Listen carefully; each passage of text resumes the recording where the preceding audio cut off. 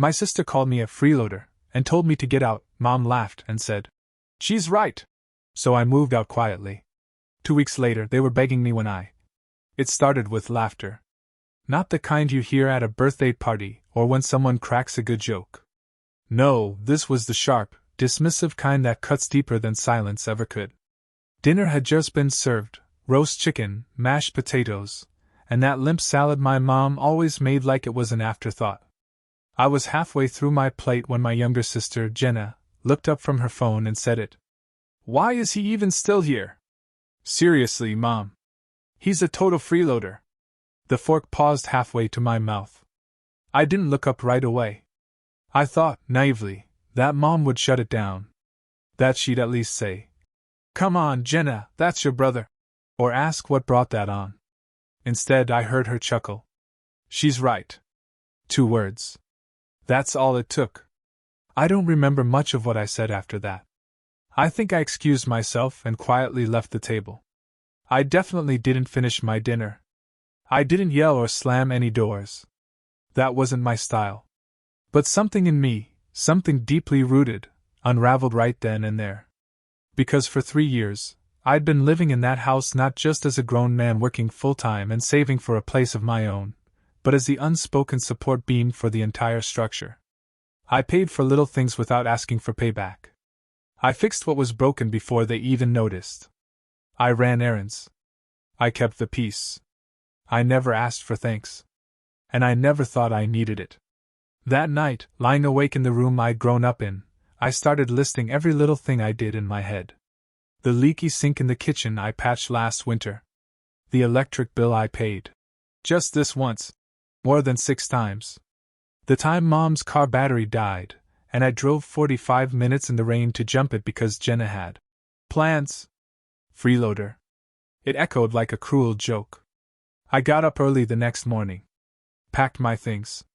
Not dramatically. No shouting match or dramatic exit. Just quiet. Methodical. Intentional. By noon I was gone. I didn't tell anyone I was leaving, not really. I left a note on the kitchen table, tucked under the salt shaker where I knew someone would find it eventually. "Thanks for everything. Don't worry about me. I'll be fine." That was it. No guilt trip, no explanation. Just enough to say I'd made my choice. I moved into a small apartment on the edge of town. It wasn't much: 2nd floor walk up, thin walls, and a weird smell in the hallway I couldn't place, but it was mine.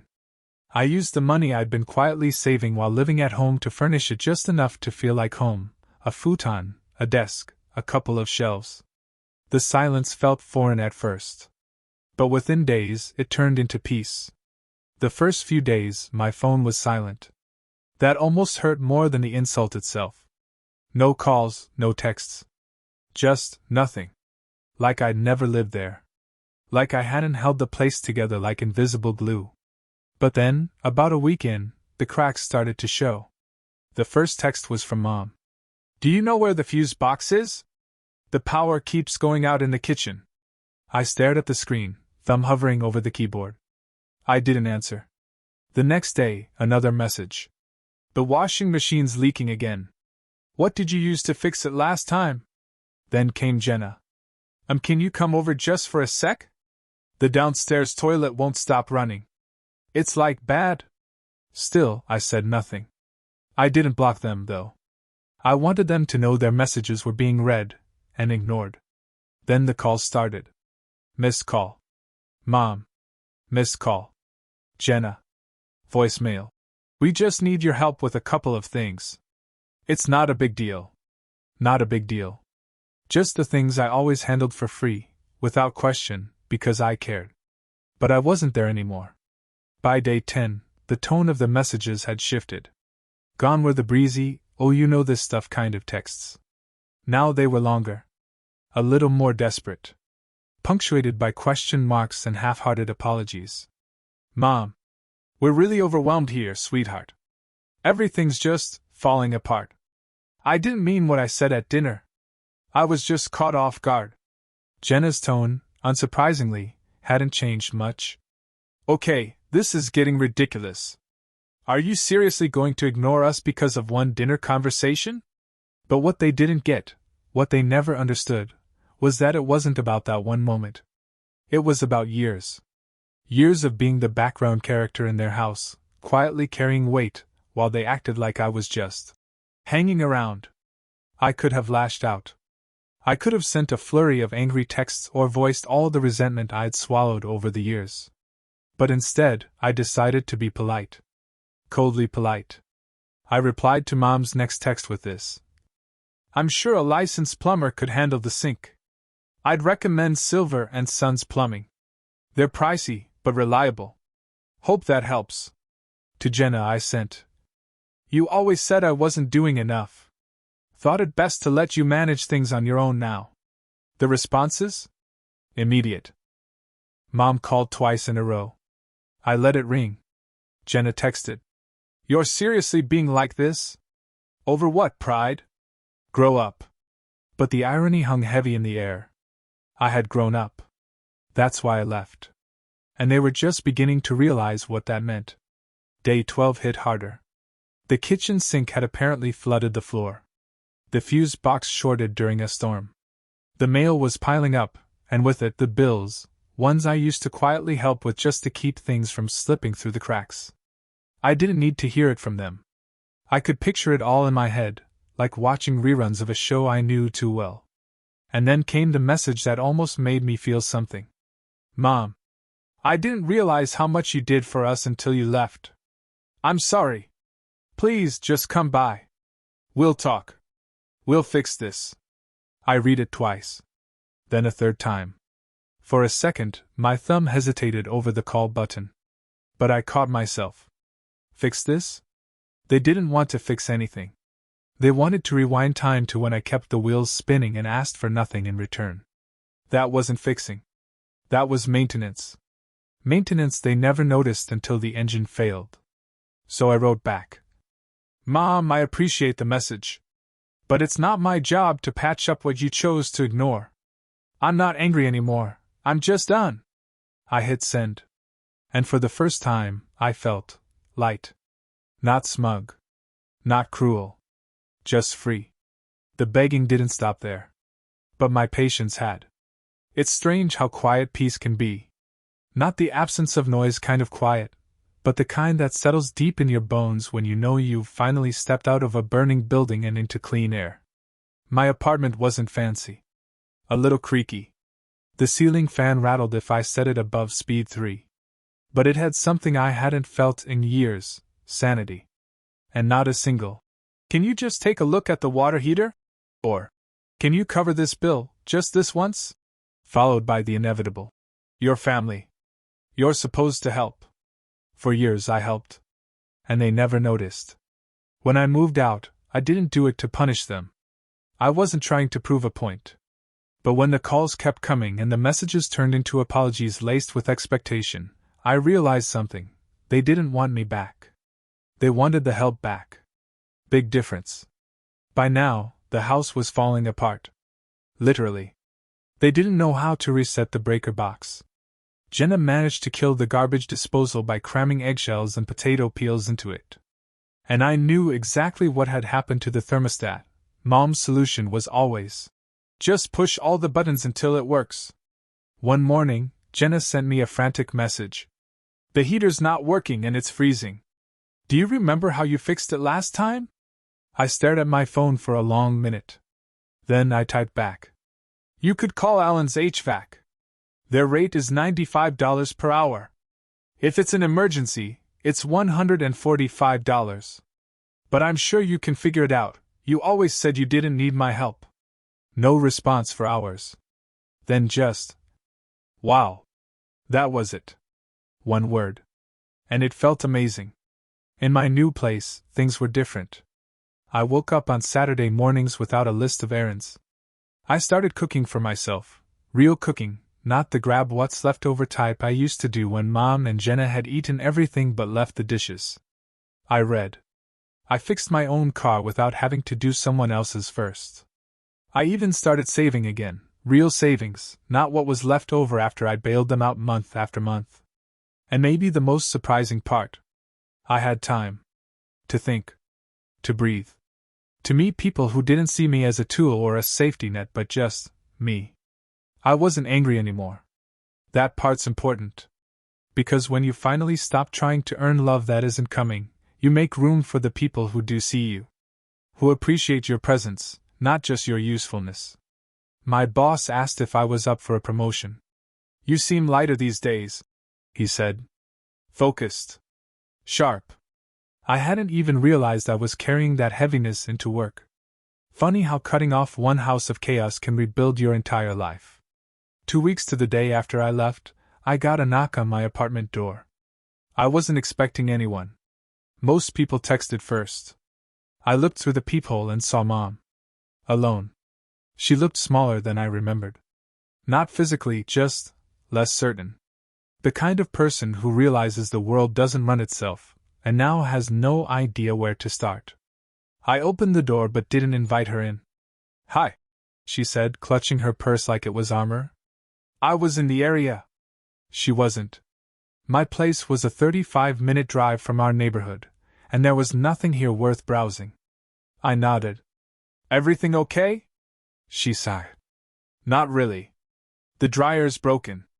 The toilet overflowed upstairs. And I think we missed a couple bills. Jenna forgot, and I didn't realize.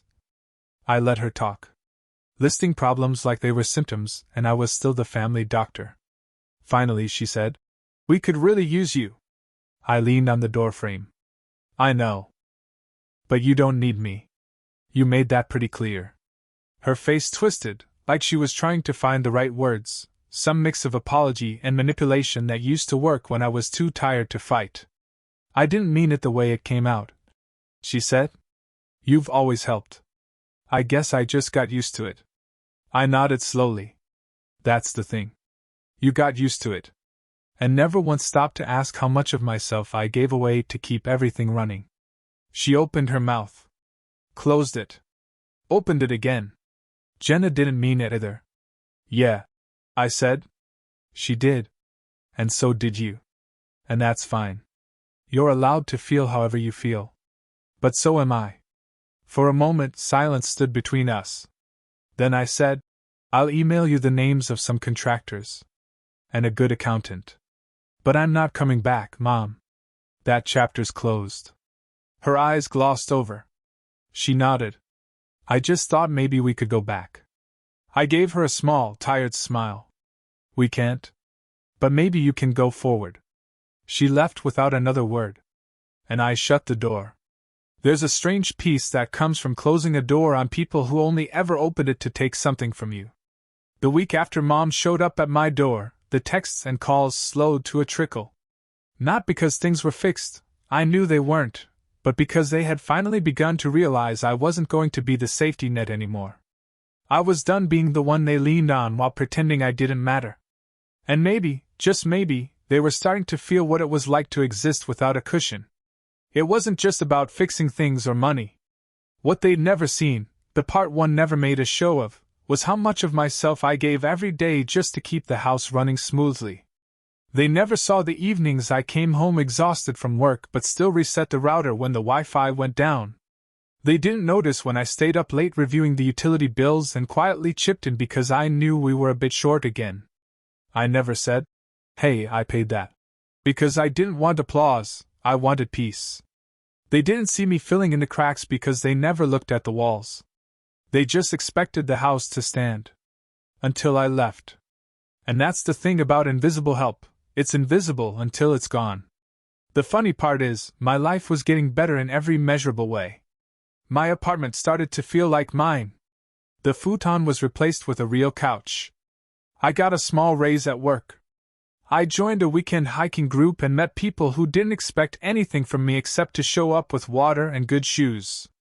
One of them, her name's Laura, asked what made me start hiking. I said I wanted to remember what it felt like to breathe. She nodded like she understood. Sometimes you don't realize how little you're breathing until you finally can again. That stuck with me. At work, I stopped eating lunch at my desk. Started taking walks. I realized how tightly wound I had been, constantly waiting for the next fire to put out back home. When that weight dropped off, I noticed muscles I didn't know were tense finally relax. I slept better, ate better, smiled more. And then came a text from Jenna. I get it now. I really do. I'm sorry. I was awful to you, and you didn't deserve it. You helped way more than I ever realized. I don't expect you to come back, but I just wanted you to know. No sarcasm. No passive aggressiveness.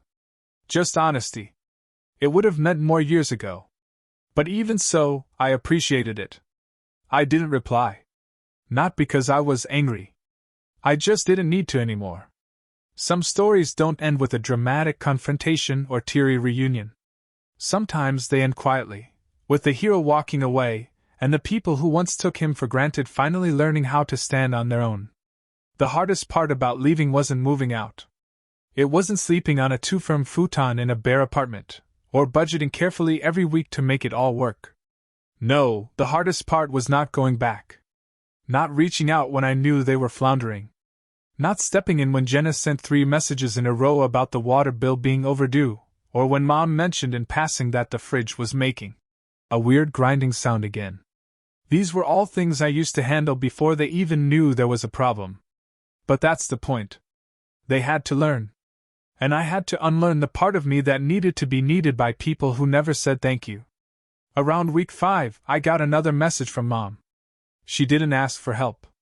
This time, she asked for advice. Do you remember the name of that repair guy you used for the roof last spring? The ceiling is leaking in the hallway. Also, do you think I should refinance the mortgage? I'm not sure I can keep up with it if things stay like this. It wasn't a trap. There was no guilt, no manipulation. Just a question. A real one. For the first time in years, she wasn't assuming I would fix it. She was asking how to. That's when I knew things were changing. I wrote back a few hours later, not because I was still trying to teach a lesson, but because I wasn't carrying their weight anymore. I had no anger left. Just clarity. Call Harold Santos Roofing. He's reliable, but expensive. Ask for the spring discount. As for the mortgage, talk to someone at the bank, maybe ask about a lower interest refi. It'll cost up front, but it might help long term. Good luck with everything. And that was it. No. Let me know how it goes. No invitation to talk more. Just a clean response, the way I'd respond to anyone I used to know from work or school. Cordial, helpful, but distant. That's what healing looks like sometimes. Not revenge. Not cutting people off in anger. Just stepping out of the cycle and watching it keep spinning without you. I went for a hike that weekend. Laura came along, and we talked about dreams, not the nighttime kind, but the ones you build for yourself when no one else is directing the script. She asked what I wanted, really wanted, now that things were finally quiet. I told her the truth. Stability. Peace. And people who don't need me to fix their lives, just to be a part of them. She smiled. Sounds like you're halfway there already? Maybe more than halfway. About 2 months after I moved out, something unexpected happened. I was sitting at my new kitchen table, sipping coffee from a chipped mug I found at a thrift store, my favorite kind, the kind with stories etched into their imperfections, when a letter arrived. Not a bill. Not junk mail. A real letter, in handwriting I hadn't seen in years. It was from my dad's sister, Aunt Mel. We weren't close, not anymore. She had drifted from the family after a falling out with Mom over something I was too young to understand. But she wrote to say she'd heard through the grapevine that I had left home, and she wanted me to know she was proud.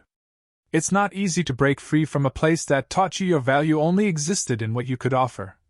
She wrote. But you did. And you're building something better now. I hope you know that's a legacy worth passing on. I read it twice, then once more. Not because I needed reassurance, but because it felt good to be seen. Not for fixing sinks or covering bills, but just for surviving something quietly and choosing peace. That weekend, I brought cookies to the office. Nothing fancy. Just a small gesture. A coworker smiled and said, "You're always thoughtful." It's nice. Nice. Just nice. Not expected. Not demanded. Just noticed. I started writing more. Not letters, but thoughts. Reflections. I didn't have a therapist, so I made my apartment my confession booth. Sometimes I'd sit by the window with my notebook and scribble down every little thing I'd carried for years: grudges, confusion, moments of grace I'd buried beneath frustration. I wrote down the dinner where it all fell apart. Word for word. The insult. The laughter. The moment I realized they'd never see me the way I saw them, worth saving. And then I wrote the one line I'd never said out loud. They weren't bad people. They were just people who only understood love when it cost them nothing. That line sat on the page for a long time. And then I turned it into something new. I'm not angry anymore. I'm free. Because freedom, real freedom, isn't loud or dramatic. It's the morning you wake up and don't dread a single person in your contact list. It's the afternoon you spend in total silence and don't feel lonely. It's the night you sleep and your heart doesn't ache for people who didn't clap when you left the stage. That was my life now. And for the first time in years, it felt like mine. A few days ago, I passed by my old neighborhood on the way to a client meeting. It wasn't intentional. I'd taken a different route to avoid traffic and ended up driving the same streets I used to walk daily. The house was still there. Same cracked driveway, same fading shutters. But something about it felt smaller. There was a for sale sign in the yard. I slowed down, just for a second. No one was outside. No sound of Jenna's voice echoing down the porch or Mom's old wind chimes tinkling in the breeze. Just stillness. A pause in time. I don't know if they were selling because they couldn't handle the upkeep, or because they'd finally decided to let go of the past. Maybe both. Either way, it wasn't my story anymore. I didn't feel sadness. Or triumph. Just clarity. That house had once been a place where I held everything together like a silent caretaker, invisible until my absence screamed louder than my presence ever had. But now I lived in a different space, mentally, emotionally, physically. My apartment, still humble, had grown with me. There were shelves lined with books I finally had time to read. A real couch where friends, actual friends, sat and laughed without needing something in return. Plants I remembered to water. Photos I chose to frame. And one evening, as Laura and I stood on the balcony watching the city fade into soft amber light, she asked me, "If you could go back to that night, back to the dinner, would you say anything different?" I thought for a moment. Then said, "No. I'd still leave. But maybe I'd leave a little earlier." She nodded, resting her head on my shoulder. "That's not running away. That's knowing when to stop burning yourself to keep others warm." I didn't respond. I just held on to the moment. So here's what I learned, if anyone's still listening. Don't wait for someone to tell you you're enough. Don't hold out for the apology that may never come. Sometimes walking away isn't weakness, it's wisdom. Sometimes the only way to be seen is to disappear from the place that made you feel invisible. And if you do it right, the silence that follows? It won't be empty. It'll be yours.